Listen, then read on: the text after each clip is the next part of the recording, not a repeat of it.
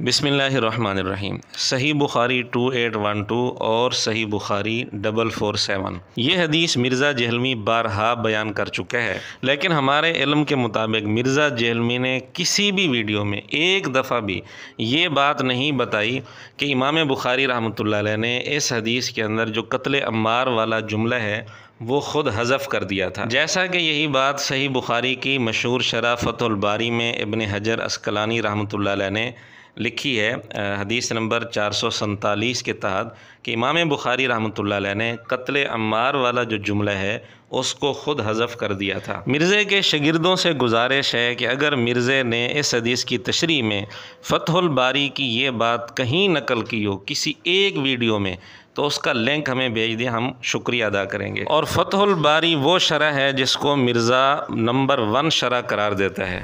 पूरी दुनिया के अंदर सही बुखारी की जो नंबर 1 शरह लिखी गई है वो फ़तहुल बारी है, इमाम इब्न हजर अस्क़लानी रहमहुल्लाह। तो इस नंबर 1 शरह के अंदर इब्न हजर रहमतुल्लाह अलैह ने ख़ुद लिखा है कि मेरी राय ये है कि इमाम बुखारी रहमतुल्लाह अलैह ने कत्ल अम्मार वाला जुमला इस हदीस से ख़ुद हज़फ़ कर दिया था। अब अगर तो ये बात मिर्ज़े ने किसी वीडियो में की है तो मिर्ज़े के शागिर्दों से गुजारिश है कि उस वीडियो का लिंक भेज दें और वक्त बता दें। अगर ये बात मिर्ज़े ने किसी भी वीडियो में कभी भी नहीं की तो फिर हमारा सवाल ये है कि मिर्ज़े ने इस हदीस की शरह फ़तहुल बारी से, जिसको ख़ुद नंबर 1 शरह कहते हैं, उस शरह से इस हदीस की तशरीह पढ़ी थी या नहीं पढ़ी थी। अगर इस हदीस की तशरीह फ़तहुल बारी में पढ़ी थी लेकिन अपने शागिर्दों को इसने नहीं बताई तो अपने फतवे के मुताबिक ये बंदा लानती है। बुखारी मुस्लिम की मैंने आलमोस्ट 200 से ज़्यादा हदीस मेन स्ट्रीम की किताबों से अक्सर बुखारी मुस्लिम जमा किए पढ़े, और सर मैंने तो इनको चैलेंज दिया ये हदीसें पढ़ के ना अपने मिंबरों से सिर्फ इन हदीसों की तशरीह अपनी पब्लिक के सामने कर दें। नहीं कर सकते तो फिर लानत के मुस्तहिक तो हो रहे हैं ना, हक छुपा के। मिर्ज़े का फतवा ये है कि जो उलमा इन हदीसों की तशरीह पब्लिक के सामने नहीं करते वो लानत के मुस्तहिक हैं हक छुपाने की वजह से। तो मिर्ज़े से हमारा सवाल है कि आप भी तो हक छुपा रहे हैं।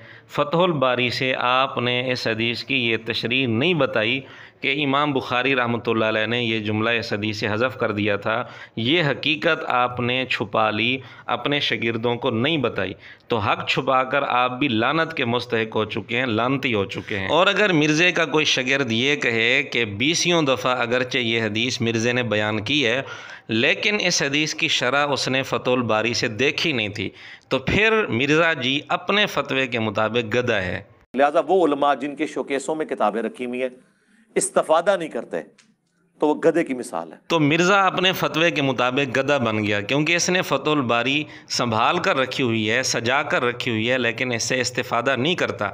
अगर इस्तिफ़ादा करता तो इसको पता होता कि इब्न हजर अस्क़लानी रहमतुल्लाह अलैह ने इस हदीस की शरह में क्या लिखा है, और अगर इसको पता था फिर इसने अपनी पब्लिक को कभी भी नहीं बताया, एक दफ़ा भी नहीं बताया।